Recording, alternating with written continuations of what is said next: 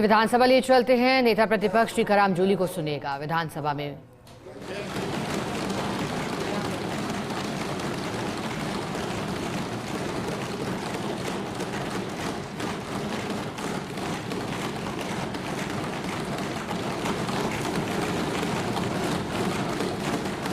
और काफी सार्थक चर्चा इसमें निकल के आई।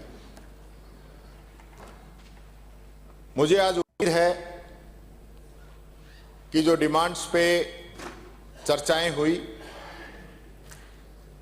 लोगों ने अपनी बात रखी, उस पर आज मुख्यमंत्री जी जरूर जवाब देंगे। बात चली 2 साल 5 साल की। उस दिन मुख्यमंत्री जी ने स्वयं चैलेंज स्वीकार किया कि मैं 2 साल बनाम 5 साल पे आपसे डिबेट चाहता हूं। ऑन रिकॉर्ड है, वही बात तय हुई थी। फिर आपने प्रस्ताव ये क्यों पारित करवाया कि 2.25 साल और बजट 24, 25, 26 पे चर्चा। आप सदन के नेता हो, हमारे मुख्यमंत्री हो, आपको पूरा प्रदेश सुनता है और आपके सिरमुख से कही हुई कोई बात और बाद में चेंज हो और चेंज होने के बाद में हमें सदन से जाना पड़े और हमारे सदन के बाद में जाने के बाद में मुख्यमंत्री ये कहे कि मैं आज पूरी तैयारी करके आया हूं, आप क्यों छोड़ के भाग गए। तो आपके तो पूरा टिप्स पे वैसे ही है मुख्यमंत्री जी, आपको भी तैयारी करके आनी पड़ेगी। तो बताओ कैसे काम चलेगा। 2 साल बनाम 5 साल पे एक शेर याद आ गया मेरे को कि भाजपा की सरकार ने इस राजस्थान का भट्ठा बैठा दिया, मिटानी थी गरीबी, गरीब को मिटा दिया। ये हकीकत है आपकी। माननीय अध्यक्ष महोदय, सरकार ने पहले ही साल में एक विज्ञापन छपवाया और विज्ञापन का जो शीर्षक था, 1 वर्ष परिणाम उत्कर्ष। आपको पता है, थोड़ी बहुत हिंदी मेरे को भी आती है, कि उत्कर्ष शब्द जो है वो संज्ञा है। जब परिणाम की संज्ञा बताने के लिए, उसकी विशेषता बताने के लिए विशेषण का प्रयोग करना था, तो विशेषण का प्रयोग नहीं किया आपने, उत्कर्ष की जगह उत्कृष्ट आता। माननीय अध्यक्ष महोदय, उत्कृष्ट आता भी ये कौन बनाता है आपके ये विज्ञापन? जो हिंदी हिंदी हिंदी करते हो, वही बात है कि हिंदी हिंदी हिंदी, भारत माता की बिंदी। आप विशेषण का ही प्रयोग सही नहीं कर पा रहे। मैंने आपने जो 2 साल बनाम 5 साल का चैलेंज दिया, मैं आपकी हिम्मत की तो दाद देता हूं। हिम्मत की तो दाद देनी पड़ेगी, क्योंकि हां, ऐसा कोई आदमी कर ही नहीं सकता। यानी ऑन रिकॉर्ड आपके बजट के साइज 2 साल के, हमारे 5 साल के बजट के साइज, सारे आंकड़े, और फिर आप, मेरे कहावत याद आ गई साहब। गांव में एक आदमी था, वो आया और आके उसने 10,000 रुपए दिए घर वालों को। तो उनका ये कहां से ले आए? बोलो शरत जीत के आया हूं। बोला अच्छा, किस चीज की शर्त थी? कि मैंने कहा 2 और 2 5 होते हैं। अरे बोलो ये तो यार भाई 2 और 2 तो 4 होते हैं। तो उसने एक थप्पड़ मारा कि 2 और 2 5 होते हैं। वो नहीं माना, एक थप्पड़ और मारा कि 2 और 2 5 होते हैं। वो नहीं माना, उसकी अच्छे से कुटाई कर दी। तो बोला पता क्या होता है? बोला हाँ 2 और 2 5 ही होते हैं। तो बोला ऐसे ही वो मानना था जिससे मैं शरत जीत के आया हूं। तो आप जो है ये जबरदस्ती बनाने वाला काम करो तो आपकी मर्जी है। यानी कि आपने बजट घोषणा आपकी कॉलेजों की, बिल्डिंगों की, सब कुछ मिला के 80 भी नहीं है। और आपकी 2 साल की उपलब्धि आप बता रहे हो 180। तो भाई ऐसे तो हम कहां तक जीत सकते हैं आपसे, ये आप खुद समझ सकते हैं। माननीय मोदी जी आ रहे हैं कल, और व्यवस्थाएं जिस प्रकार से की जा रही हैं, यानी कि जो चलती बस सवारियां लेके चल रही हैं। एक में तो हमारे एमएलए साहब थे हाकम अली जी, वो बस को रुकवा दिया वहीं कि अब ये जयपुर नहीं जाएगी। इन्होंने कहा भाई विधानसभा चल रही है, मुझे जयपुर जाना है, विधानसभा पहुंचना जरूरी है।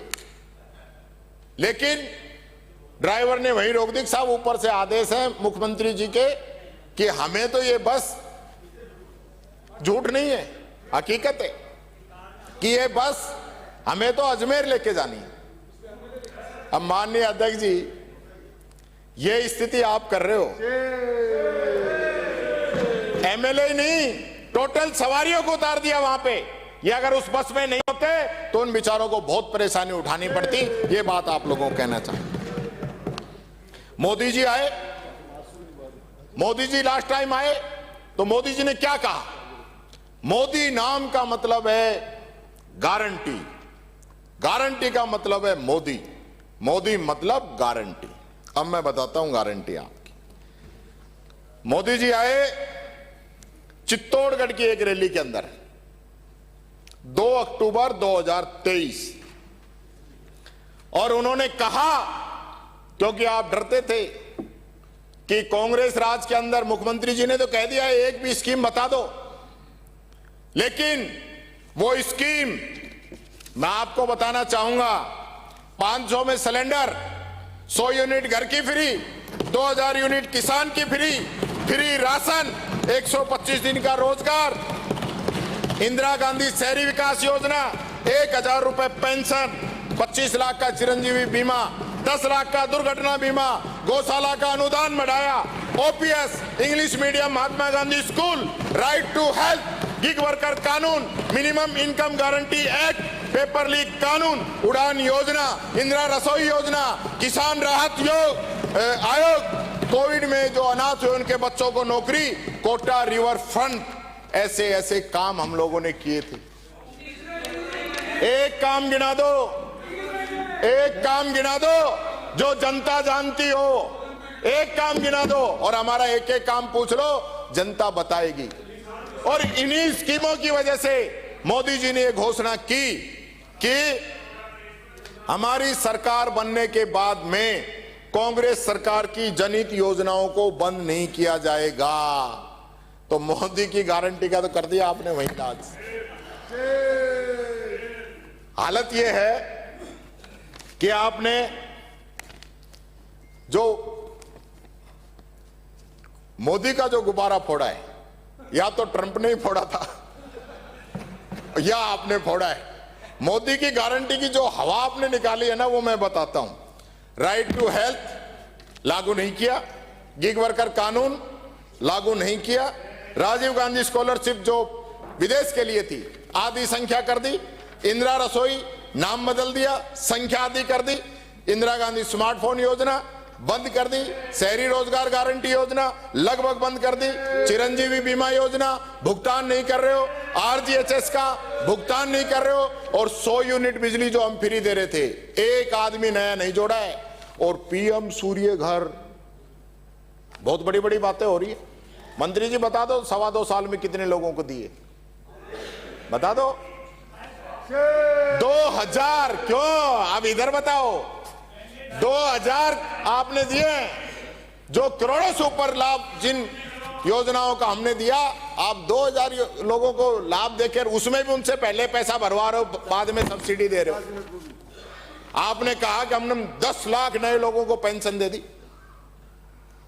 अरे हमने दी थी नए लोगों को 58 लाख पेंशन थी, 93 लाख हमने पेंशन को पहुंचाया, और आपके समय में 93 लाख से घटके 91 लाख आ गई, और वो भी समय पे नहीं मिलती। माननीय अध्यक्ष महोदय, ये बात मैं बताना चाहूंगा।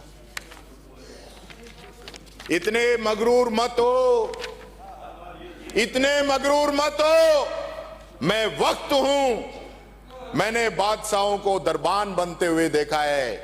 माननीय अध्यक्ष जी, जिस वहम में आप जी रहे हो ना, ये वहम निकल जाएगा समय आने पर। ये बात मैं कहना चाहूंगा। गरीबों को किट देते थे, आपने किट बंद कर दिए। क्यों? आपको दिक्कत हुई कि गरीब को फायदा मिल रहा था। इंदिरा गांधी क्रेडिट कार्ड योजना आपने बंद कर दी।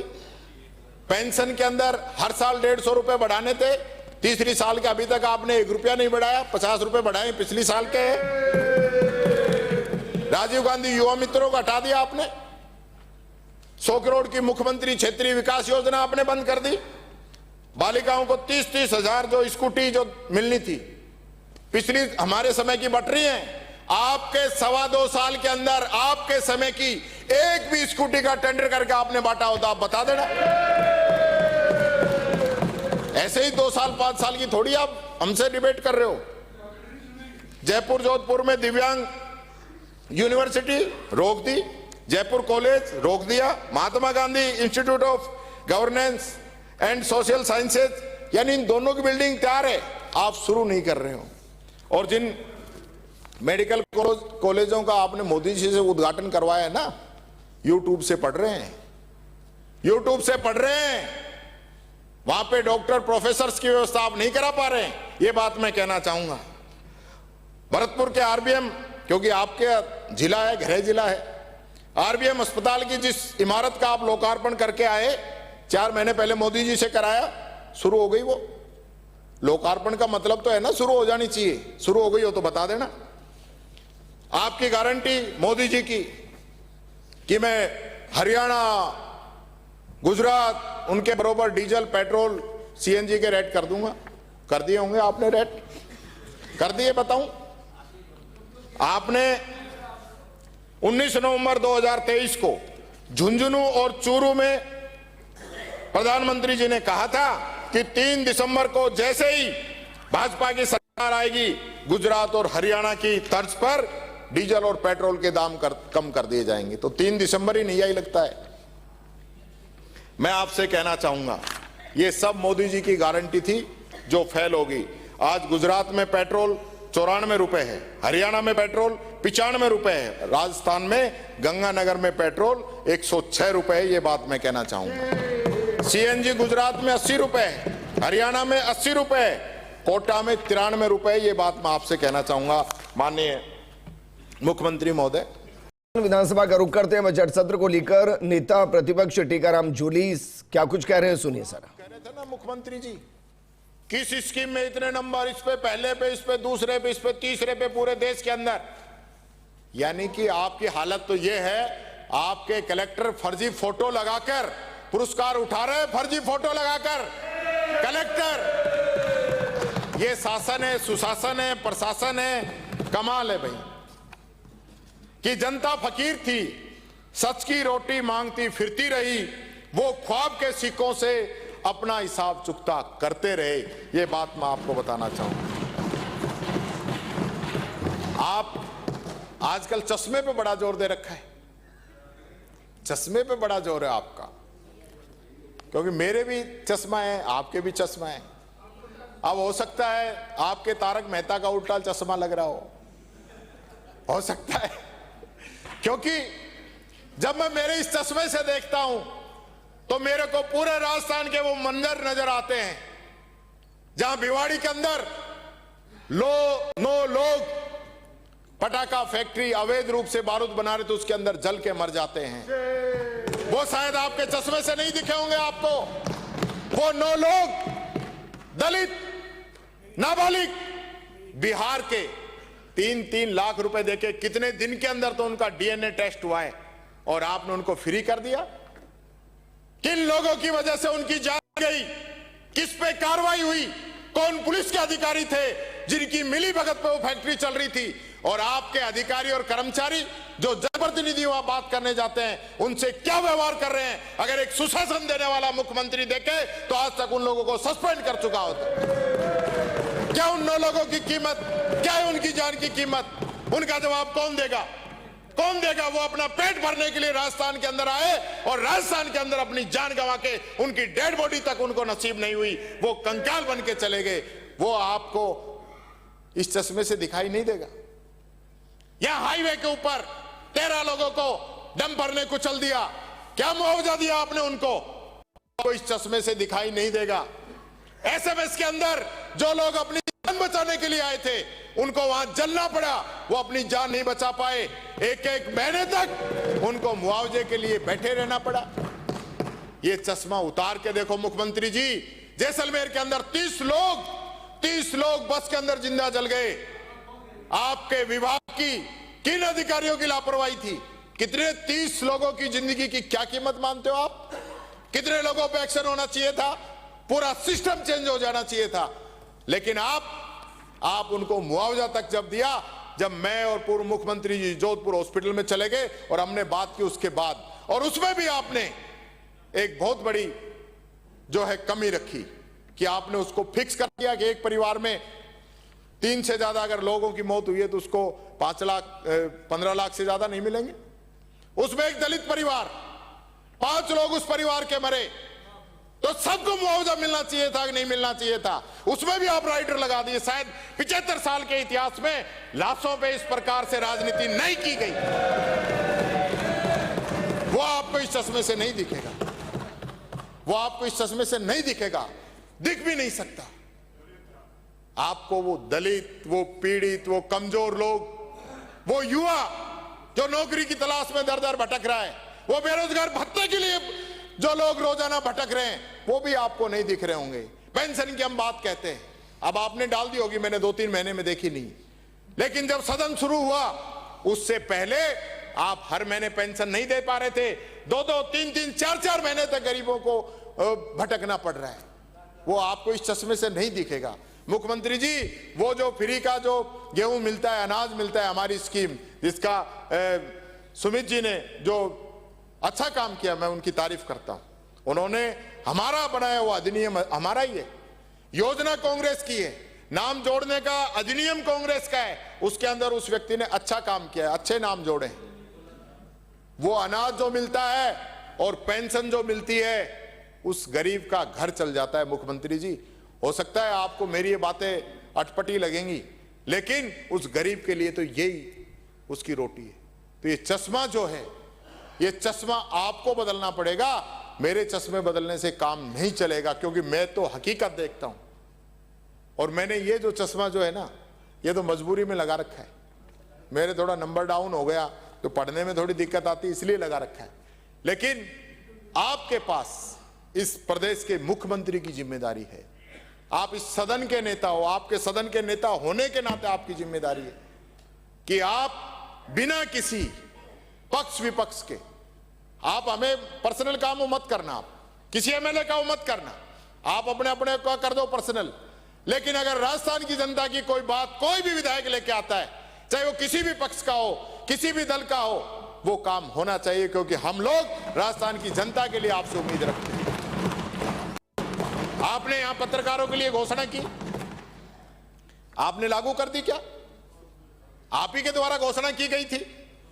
मैंने पिछली बार भी कहा था, आज फिर कह रहा हूं, उसके बाद भी आप लागू नहीं कर पाए। और एक बात और कह रहा हूं, ये पिछले बार आपने जो एप्रोप्रिएशन बिल पे जो घोषणाएं की थी ना, जरा वो भी मंगवा लेना और टेबल कर देना कि जो घोषणाएं आपने की उनकी क्या स्थिति है। आप ही के अधिकारी आपके घोषणाओं की जान निकालने में तुले हुए हैं, और जो आप घोषणाएं करते हैं वो सारी पूरी नहीं होती। यानी हम सिर्फ घोषणा करने के लिए, मैच बजाने के लिए, वाहवाही लेने के लिए ही आते हैं, ये नहीं होना चाहिए। और मैं तो कहूंगा मुख्यमंत्री जी, आप बैठिए। आप कई बार कहते हो मैं विधानसभा में बैठता हूं, पर आप चैम्बर में बैठते हैं। आप यहां बैठिए। आप यहां बैठोगे तो पूरे प्रदेश का एक एक एमएलए अपने अपने इलाके की अलग अलग रूप से समस्याएं बताएगा। आपको पूरी चीजों की जो है जानकारी होगी। वैसे तो आपको पूरी जानकारी, मैं आपके जानकारी पे कोई उंगली नहीं उठा रहा, लेकिन अगर आप यहां बैठेंगे तो उस हकीकत से आप वाकिफ होंगे, ये बात मैं कहना चाहूंगा।